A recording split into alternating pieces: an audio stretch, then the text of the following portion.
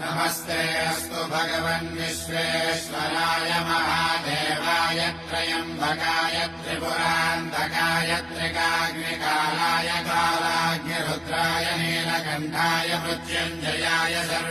नमस्तेऽस्तु भगवन् विश्वेश्वराय महादेवाय त्र्यम्बकाय त्रिपुरान्तकाय त्रिकाग्निकालाय कालाग्निरुद्राय नीलकण्ठाय मृत्युञ्जयाय सर्वेश्वराय सदाशिवाय श्रीमन्महादेवाय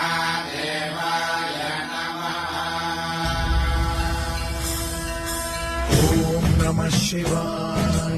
ॐ नमः शिवाय शिव शम्भो सम्मानित शङ्कर